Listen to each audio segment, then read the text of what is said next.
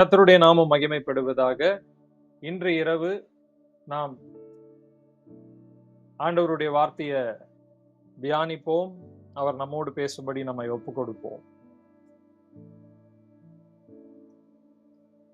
இந்த உலகத்துல ஆண்டவர்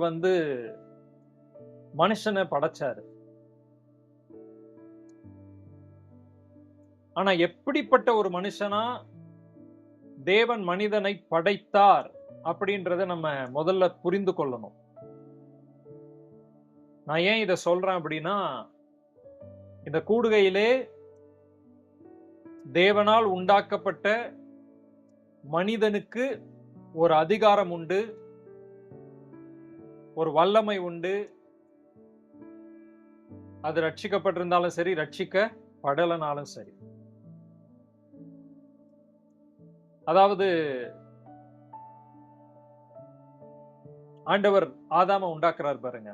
உண்டாக்கி ஆதாம் ஏவாளை நோக்கி சொல்றது அவர் என்ன அப்படின்னா, இந்த உலகத்தை ஆண்டு கொள்ளுங்கள் என்று சொல்லி சொன்னார். சோ எல்லாவற்றிற்கும் மேல மனுஷன் இருக்கணும் அப்படின்றதுதான் தேவனுடைய சித்தம். நல்லா புரிந்து கொள்ளுங்க. ஒரு உதாரணத்துக்கு, ஆண்டு கொள்ளுங்கள் என்று சொல்லி இந்த உலகத்தினுடைய அனைத்து காரியங்களையும் அவனுடைய பாதங்களுக்கு கீழாக அவர் கீழ்ப்படுத்தினார் அப்படின்னு கூட சொல்லலாம். அப்ப உண்மையிலேயே மனு குலத்துக்கு கீழே தான் யார் வருவாங்க அப்படின்னு பாத்தீங்கன்னா, பிசாசு. பிசாசு அவனுடைய தூதர். சோ இது பிசாசுக்கு தெரிஞ்சுதான் எனிமி என்ன பண்ணிட்டான் தெரியுமா? இவங்க நம்ம மேல அதிகாரம் செலுத்துறதுக்கு பதிலா நாம இவங்களை ஏமாத்தி, இவங்களை தந்திரமா நம்மளுடைய வலையில விழ வச்சு, இவங்களை நாம அதிகாரம் செலுத்துவோம் அப்படின்னு சொல்லிட்டு மறைமுகமாக முழு மனு உலகத்தையும் என்ன பண்ணிட்டான்? ஆள வேண்டிய மனு குலத்தை தனக்கு கீழாக அவன் அடிமைப்படுத்தி, இவன் என்ன பண்ணிட்டான் அப்படின்னா, அந்த மனுஷன்களுக்கு மேலாக இவன் தன்னுடைய அந்த மனுஷனுக்கு கொடுத்த அதிகாரத்தை இவன் எடுத்துக்கிட்டான். நல்லா புரிந்து கொள்ளுங்க. சோ இன்று இரவு நாம பார்க்க போகிற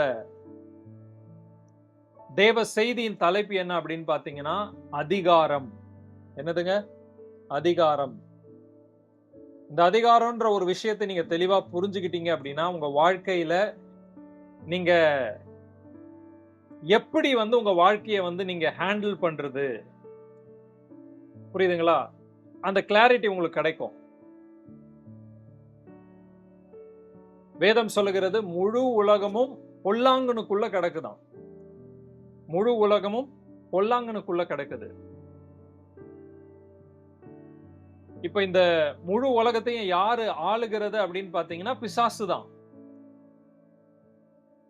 பிசாசு மனுக்குலத்துக்கு உள்ள என்ன கொண்டு வந்திருக்கிறான் அப்படின்னா, வியாதியை கொண்டு வந்திருக்கிறான், பிரிவினையை கொண்டு வந்திருக்கிறான், சமாதானமின்மையை கொண்டு வந்திருக்கிறான்,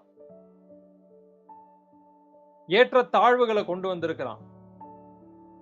மனிதனை தேவை உள்ள ஒரு நபரா மாத்தி வச்சிருக்கிறான்.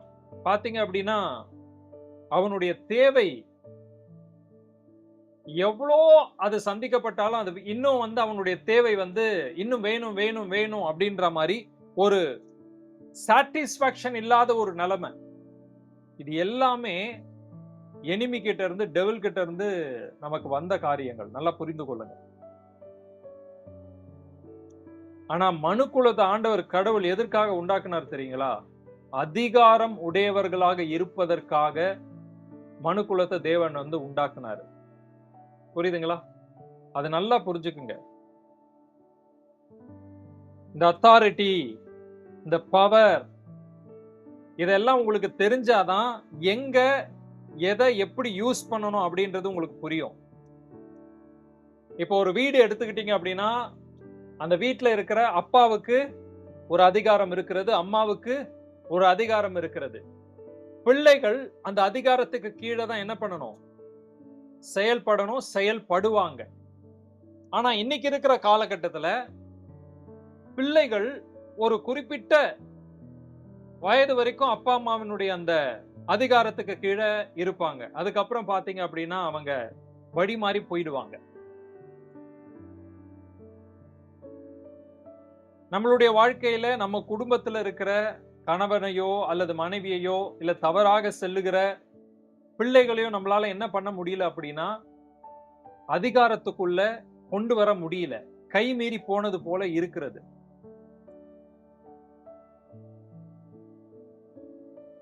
அப்புறம் நம்மளுடைய சரீரத்துல என்ன வருது? வியாதி வருது, பலவீனம் வருகிறது. குடும்பத்துல சமாதானம் கெடுக்கப்படுகிறது. வேலை ஸ்தலத்துல பிரச்சனை, போராட்டம், திருப்தி இல்லாத ஒரு நிலைமை, இப்படி ஏராளமான காரியங்களை சொல்லிக்கொண்டே போகலாம்.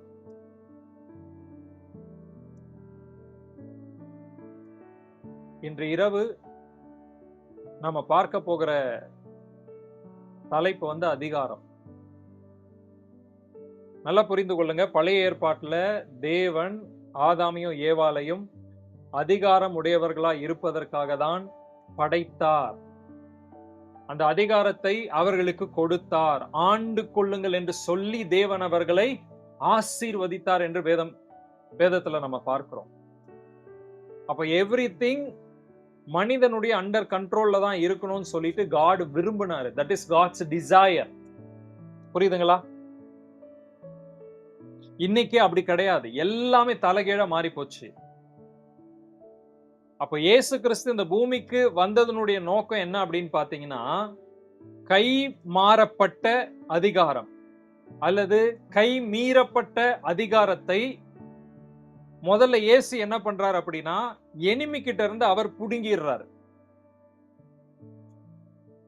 சிலுவை மரணத்தின் மூலமாக என்ன நடந்தது அப்படின்னா, வேதம் சொல்லுகிறது, பிசாசை, எனிமிய அவர் வெளியரங்கமான கோலமாக்கி சிலுவையின் மீது வெற்றி சிறந்தார் என்று போடப்பட்டிருக்கிறது.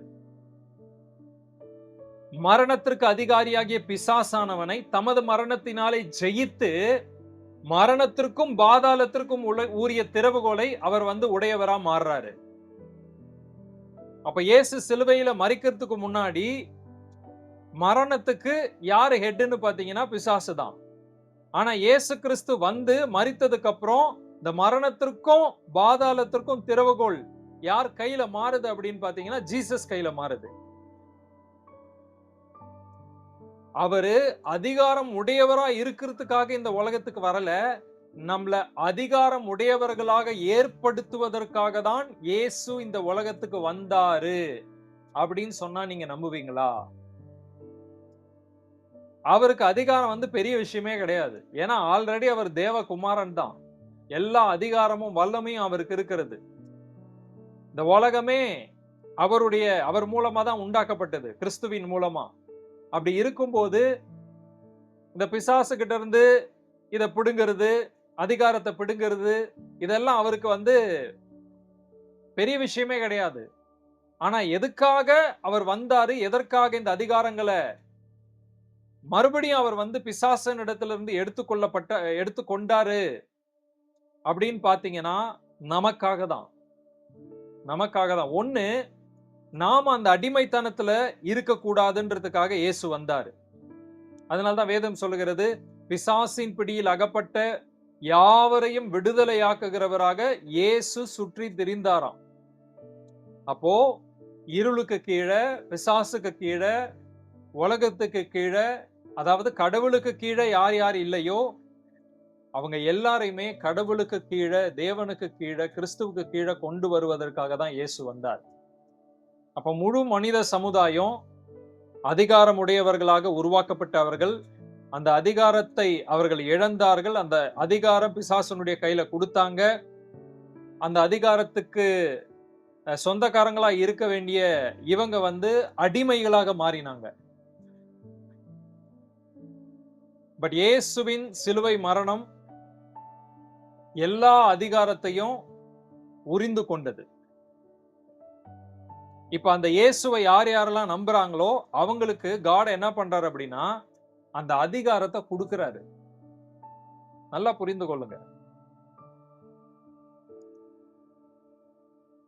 பழைய ஏற்பாட்டுல மனுஷனுக்கு கொடுக்கப்பட்ட அதிகாரம் இந்த உலகத்தின் மீது, முந்தின ஆதாம் மூலமாக மனுக்குலத்திற்கு கொடுக்கப்பட்ட அதிகாரம் இந்த உலகம் சம்பந்தப்பட்டது, நல்லா புரிஞ்சுக்குங்க. ஆனால் பிந்தின ஆதாமாகிய கிறிஸ்து இருக்கிறார் பாத்தீங்களா, ஜீசஸ், அவர் மூலமா மனுக்குலத்திற்கு கொடுக்கப்பட்ட அதிகாரம் என்ன அதிகாரம் தெரியுமா? ஆவிக்குரிய அதிகாரம். நல்லா புரிஞ்சுக்கணும். ஆவிக்குரிய அதிகாரம்.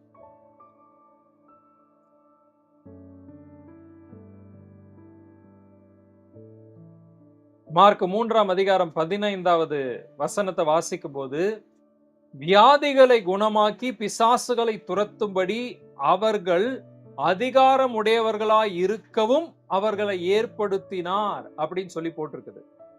யார் அப்படின்னு பாத்தீங்கன்னா சீஷர்கள். நல்லா புரிந்து கொள்ளுங்க. காலம் முழுக்க மனித சமுதாயம் வியாதியிலையும் சாபத்திலையும் தரித்திரத்திலையும் பிரச்சனையிலையும் போராட்டத்திலையும் இருக்கணும் அப்படின்றதுதான் எழுதப்பட்ட ஒரு விதி. பிசாசுனுடைய வார்த்தைக்கு கீழ்ப்படிந்ததுனால மாற்ற முடியாத ஒரு விதியாக அது இருந்தது. ஆனால் கிறிஸ்து இந்த பூமிக்கு என்ன பண்றாரு அப்படின்னா, இந்த மனுக்குலத்துக்கு இந்த உலகத்தின் மேல அதிகாரம் கொடுக்கல, இருளின் ஆதிக்கத்தின் மீது அதிகாரம் கொடுத்தாரு. அதை எங்க ஆரம்பிச்சார் அப்படின்னு பாத்தீங்கன்னா, தன்னிடத்திலிருந்து ஆரம்பிச்சு தன் மூலமாக தன்னோடு இருந்த சீஷர்களில் அதை ஸ்ப்ரெட் பண்ணி அவங்க மூலமா அதை ஸ்டார்ட் பண்றாரு இந்த உலகத்துல. சோ ஜீசஸ் 12 பேரை சூஸ் பண்ணாரு பாத்தீங்களா? அந்த 12 பேருக்கு அவர் என்ன தந்தார் அப்படின்னு பாத்தீங்கன்னா, அதிகாரம் தந்தாராம். என்ன அதிகாரம் தந்தார் அப்படின்னு பாத்தீங்கன்னா, வியாதிகளை குணமாக்கும் அதிகாரம். இப்ப உங்களுடைய சரீரம், என்னுடைய சரீரம், நம்மளுடைய சரீரம் இருக்கு பாத்தீங்களா? இந்த சரீரத்தை குறிச்சு நீங்க நல்லா புரிந்து கொள்ளணும். இந்த சரீரம் என்னுடைய சரீரம் அப்படின்னு நான் நினைச்சேன் அப்படின்னா, எல்லா மனுஷனுக்கும் நேரிடக்கூடிய உபத்திரவம் என் சரீரத்துக்கு நேரிடும். நல்லா புரிஞ்சுக்குங்க. நான் ஒரு மனுஷனா என்ன நினைச்சேன் அப்படின்னா, எல்லா மனுஷனுக்கு என்ன வரும்? ஆமா, பிளட் பிரஷர் வரும், சக்கரை வியாதி வரும், இந்த ப்ராப்ளம் அந்த ப்ராப்ளம், உலகத்துல என்னென்ன வியாதி எல்லாம் சொல்றாங்களோ எல்லாமே வரும். வயசாயிருச்சு, வயசாயிரும். இது எல்லாமே உலகத்துல இருக்கிற மனுஷனுக்கு வருது. ஆனா இன்றைக்கு இதே காரியங்கள் இயேசுவை நம்புகிற, இயேசுவை விசுவாசிக்கிற சபைக்கும் சபையில் உள்ள விசுவாசிகளுக்கும் இதே அப்படியே வருது. ஆனால் இந்த பூமியில இயேசு வாழ்ந்தார் பாத்தீங்களா? அவர் ஒரு நாள் கூட வியாதிப்பட்டு படுத்ததா நம்ம பார்க்கவே முடியல.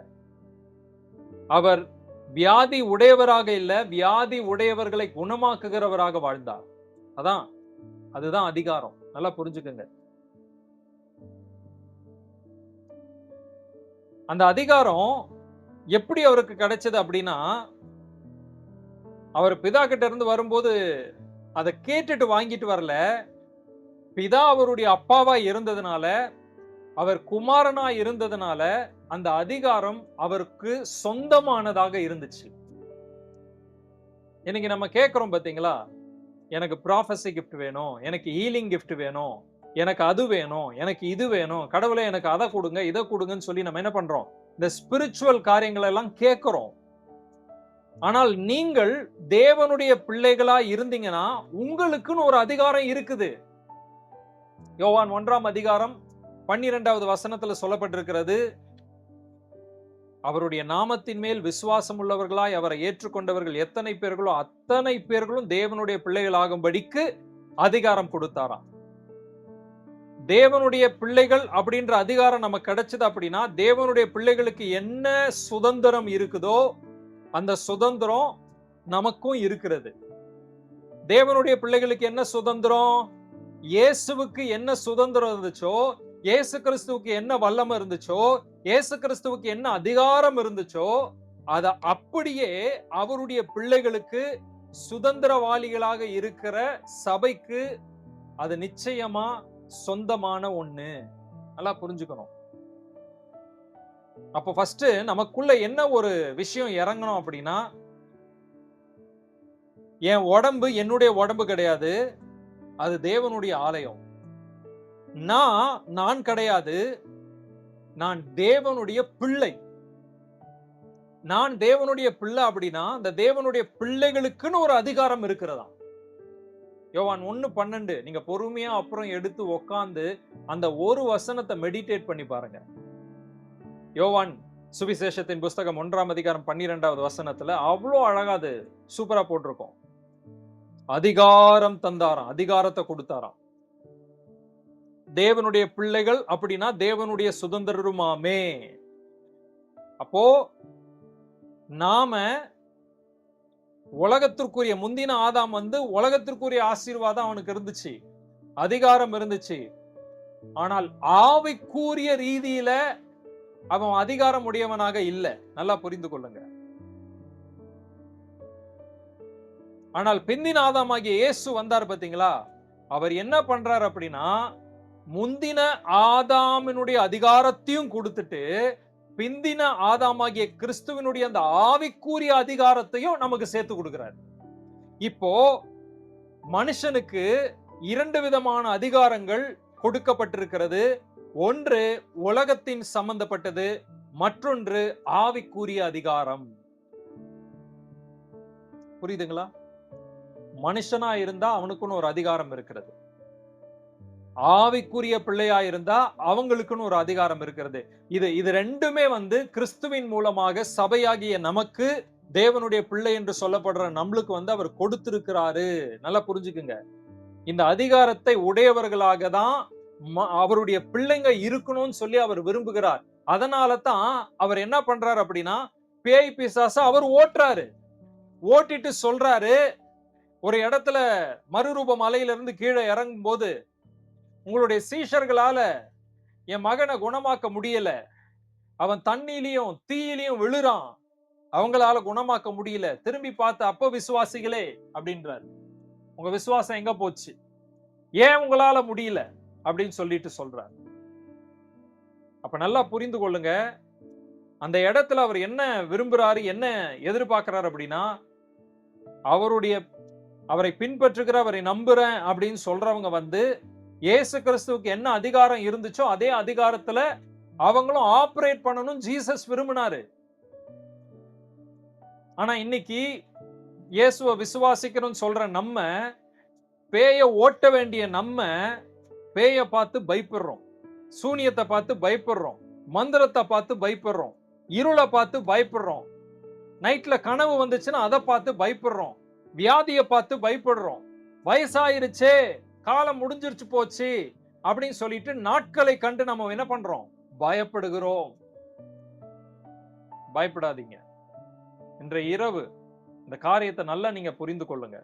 நீங்கள் அதிகாரம் உடையவர்களாக இருக்கிறீர்கள். நம்ம சாதாரணமானவங்க கிடையாது. மனுஷனுக்கு ஒரு அதிகாரம் இருக்கிறது. அதை கிறிஸ்துவின் மூலமாக நம்ம என்ன பண்ணி இருக்கிறோம் அப்படின்னா பெற்றுக்கொண்டிருக்கிறோம். தேவனுடைய பிள்ளைகளுக்குன்னு ஒரு அதிகாரம் இருக்கு பாத்தீங்களா, அந்த ஆவிக்குரிய அதிகாரம், அதையும் அவர் என்ன பண்றாரு, நமக்கு கொடுத்திருக்கிறாரு. இந்த ஆவிக்குரிய அதிகாரம் உங்களுக்கு இருந்துச்சு அப்படின்னா பிசாசுகளை நீங்கள் துரத்த முடியும். இதுக்கு ஸ்பெஷல் அனாயிண்டிங்லாம் தேவை கிடையாது. பைபிள்ல பேய் ஓட்டுறது அப்படின்றது ஒரு ஊழியமே கிடையாது. நல்லா புரிஞ்சுக்குங்க. பேய் ஓட்டுறதுன்னு ஒரு ஊழியமே கிடையாது. இயேசுவினுடைய ஊழியங்கள்ல பேய் ஓடுறதுன்றது ஒரு ஊழியம், அதுவும் ஒரு காரியம், ஒரு செயல்பாடு, அவ்வளவுதான். இப்ப இந்த கூடுகையில இருக்கிற உங்களுக்கு, நீங்க வந்து யாராவது ஒருத்தருக்கு பேய் ஓட்டுறீங்கன்னு வச்சுங்களேன், எனக்கு பேய் ஓட்டுற கிஃப்ட் ஆண்டவர் கொடுத்துட்டாருடா, நான் பேய் ஓட்டலாம்டா இனிமேல், இதுதான் என் ஊழியம் அப்படின்னு சொல்லி உள்ள போய் மாட்டிக்காதீங்க. நீங்க கடவுளோட இருந்தீங்கன்னா உங்களை பார்த்தாலே பேய் ஓடிடும். ஏன்னா அப்படிப்பட்ட அதிகாரம் நமக்கு கொடுக்கப்பட்டிருக்கு.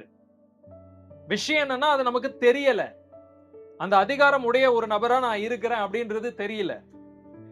அதே மாதிரி வியாதி வந்துருச்சுன்னு வச்சுங்களேன், உடம்புல வியாதி வந்துருச்சுன்னு வச்சுங்களேன், நம்ம என்ன பண்றோம், நம்ம மைண்ட்ல ஃபர்ஸ்ட் வர்றது என்ன தெரியுமா, கவலை. கவலை வந்த உடனே என்ன பண்றோம், என்ன ஸ்பிரிச்சுவலா இருந்தாலும் நம்ம என்ன பண்றோம் அப்படின்னா டாக்டரை போய் பார்க்கலாமா, இதுதான் நம்ம மைண்ட்ல வருது. என்னைக்காவது நம்ம மைண்ட்ல போய் ஜெபம் பண்ணலாம், இதுக்காக உட்கார்ந்து ஜெபம் பண்ணுவோம், இத குறிச்சு பைபிள் என்ன சொல்லுது, வசனங்கள் என்ன சொல்லுது அப்படின்னு எடுத்து புரட்டி உக்காந்து படிக்கிறோமா, பார்த்திருக்கிறோமா? அந்த அந்த இடம் இருக்கு பாத்தீங்களா, அந்த முக்கியமான ஒரு இடம். ஒரு சரீரத்துல ஒரு பலவீனம் வந்த உடனே உள்ள இருக்கிற விசுவாசம், நம்பிக்கை, தைரியம் எல்லாமே செத்து போயிரும். ஆனா அந்த இடத்துல தான் நம்ம என்ன பண்ணணும், கொஞ்சம் நிறுத்தி நிதானமா நாம ஆண்டவருடைய பிள்ளைகளா இருக்கிறோம் அப்படின்றத நினைவு கூர்ந்து அந்த இடத்திலே தேவன் அவருடைய பிள்ளைகளுக்கு கொடுத்திருக்கிற அந்த ஆவிக்குரிய அதிகாரத்தை பயன்படுத்த வேண்டும். இப்ப இயேசு கிறிஸ்து வியாதிகளை சுகமாக்காம இருந்திருந்தா நீங்க டாக்டர் கிட்ட போகலாம், நம்ம டாக்டர் கிட்ட போகலாம். ஆனா இயேசு கிறிஸ்து வியாதிகளை சுகமாக்கி இருக்கிறாரு. அப்போ இயேசுவால வியாதியை சுகமாக்க முடியும். இயேசுவின் நாமத்தை சொன்னால் அற்புதம் நடக்கும் அப்படின்னு சொல்லிட்டு ஏற்கனவே பல டெமான்ஸ்ட்ரேஷனை ஜீசஸ் நமக்கு காமிச்சிருக்கிறாரு, பைபிள்ல எழுதி வச்சிருக்கிறாரு. அப்ப என்ன பண்ணணும் அப்படின்னா, என்னுடைய சரீரத்துல ஒரு வியாதி வருகிறது போல இருக்கிறது, இல்ல வருகிறது அப்படின்னா உடனே நம்ம எங்க ஓடணும், பைபிளை திறந்து உட்கார்ந்து அந்த இயேசு என்னென்ன மிராக்கள் எல்லாம் பண்ணாரோ அதெல்லாத்தையும் என்ன பண்ணணும், எடுத்து உட்கார்ந்து படிக்கணும். படிக்க படிக்க படிக்க நமக்குள்ள என்ன வரும், விசுவாசம் பெருகும். அந்த விசுவாசம் பெருகுச்சுன்னா அந்த விசுவாசத்தின் மூலமாக நம்மளுடைய சரீரத்தில் இருக்கிற அந்த வியாதி அப்படின்ற பிசாசை வெளியில துரத்திடலாம். வியாதி ஒண்ணுதான், வியாதி ஒண்ணுதான். பெரிய வியாதி, சின்ன வியாதி, சுகரு, இல்லைன்னா இது என்னது பிபி, இது கேன்சரு, இது என்னது பிரெயின் டியூமரு, இல்ல இது கிட்னி ப்ராப்ளம் அப்படின்னு இது பெரிய வியாதி சின்ன வியாதி அப்படின்லாம் கிடையாது. எல்லாமே ஒரே வியாதி தான். எல்லா வியாதியும் பிசாசின் மூலமா தான் வருது. நல்லா புரிந்து கொள்ளுங்க. இன்னொன்னு நம்மளுடைய உடம்ப நம்ம சரியா கவனிச்சுக்கணும். சரியா தண்ணி குடிக்கணும், சரியா சாப்பிடணும், சரியா அதுக்கு தேவையான ரெஸ்ட கொடுக்கணும். நல்லா நீங்க கடவுளுடைய பிரசன்னத்துல நல்லா இருந்துட்டு உங்க உடம்பையும் சரியான விதத்துல நீங்க பராமரிச்சீங்க அப்படின்னா வியாதியே வராதுங்க. வியாதியே வராது, வரக்கூடாதுன்றதுக்கு நான் ஐடியா சொல்றேன். இப்ப வந்துருச்சு, என்ன பண்றது அப்படின்னா ஒண்ணுமே இல்ல. பைபிள்ல எங்கெல்லாம் இயேசு என்னென்ன அற்புதம் செஞ்சிருக்கிறாரோ எல்லா அற்புதத்தையும் எடுத்து உட்கார்ந்து படிங்க. படிச்சு அதை விசுவாசிங்க, அதை நம்புங்க. ஆட்டோமேட்டிக்கா உங்க சரீரத்துல இருக்கிற வியாதி குணம் ஆகும். உலகத்திலேயே மிகப்பெரிய பிரம்மாண்டமான சபை பால்யாங்கிச்சோ கொரியா தேசத்துல இருக்குது, தென் கொரியாவில். மிக பிரம்மாண்டமான ஒரு சண்டே சர்வீஸுக்கு லட்சக்கணக்கான மக்கள் வந்துட்டு போவாங்க. காலையில 4 மணிக்கு சர்வீஸ் ஸ்டார்ட் ஆச்சுன்னா நைட்டு 10 மணி வரைக்கும் நடக்கும் சர்வீஸ். மாறி மாறி மாறி நடக்கும் சர்வீஸ். லட்சக்கணக்கில் வருவாங்க. மிக பிரம்மாண்டமான சபை வேர்ல்டுலயே.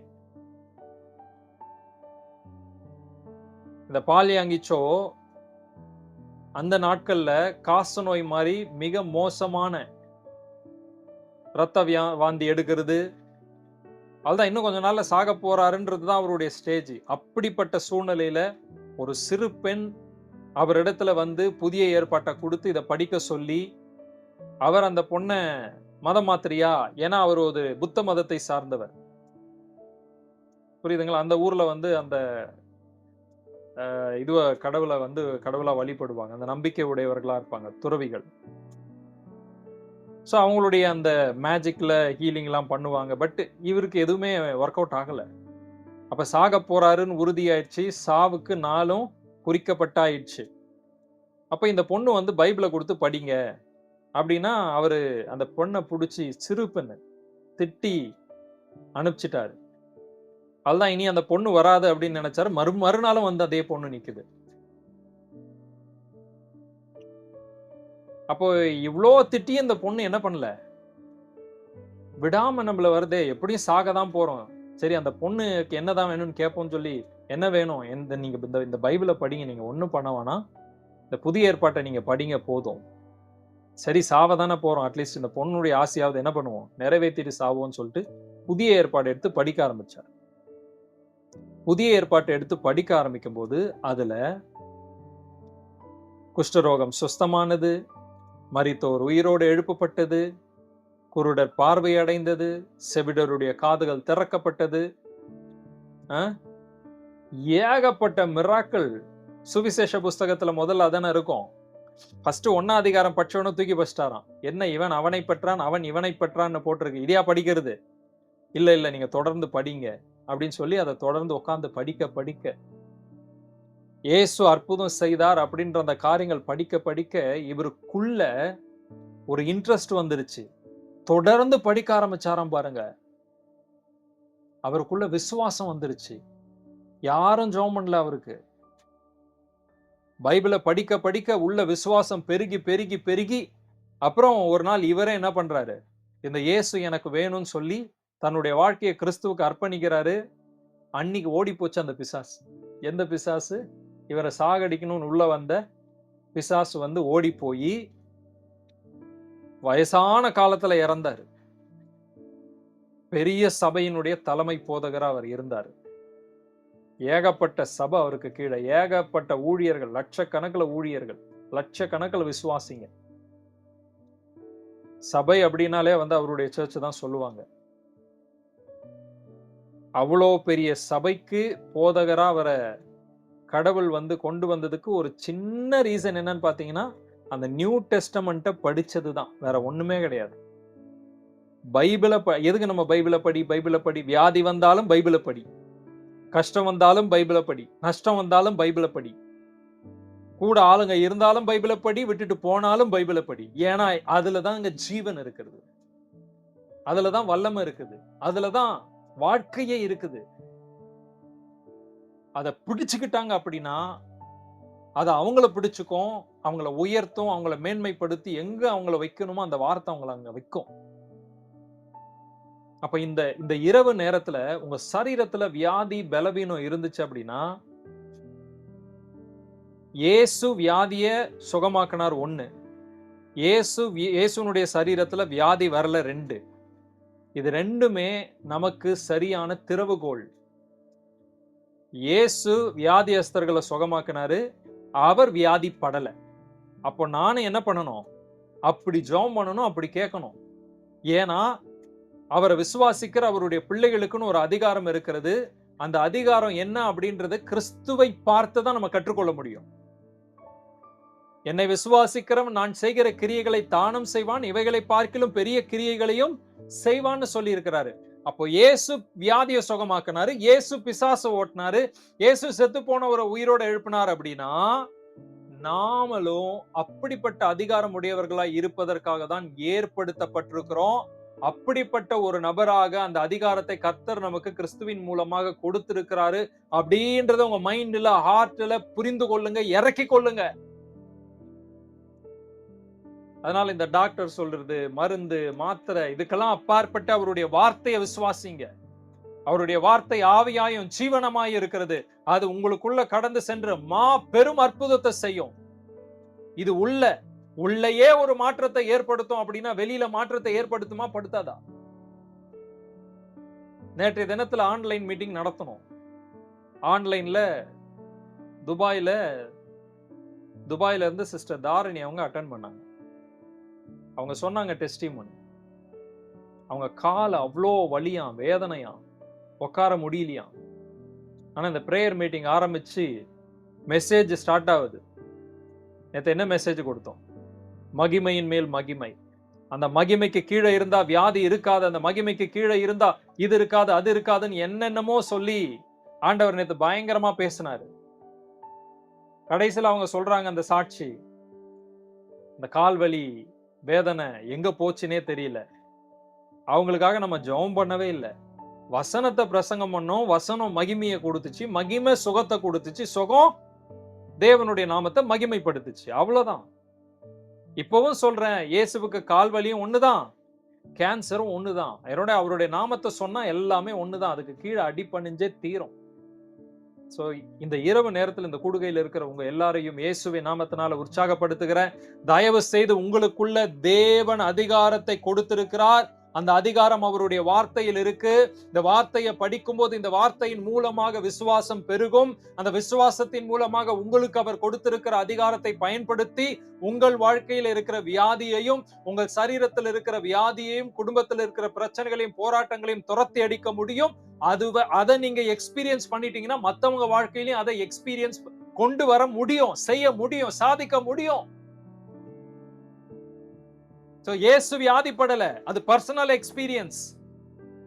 இயேசு வியாதியஸ்தர்களை சுகமாக்குனாரு, அது மத்தவங்களுக்கு அவர் செஞ்சது. இது ரெண்டுமே இன்னைக்கு சபைக்கு முக்கியம். அப்படிப்பட்ட அதிகாரம் உடையவர்களாக, ஆவிக்குரிய அதிகாரத்தை உடையவர்களாக தேவன் நம்மளை ஏற்படுத்தி இருக்கிறாரு அப்படின்றதை இன்று இரவு நீங்கள் புரிந்து கொள்ளுங்க. கர்த்தருக்கு சித்தமான நாளைய தினத்துல தொடர்ந்து இந்த அதிகாரத்தை குறித்து தியானிப்போம். நாம் இப்பொழுது ஜெபித்து முடிப்போம்.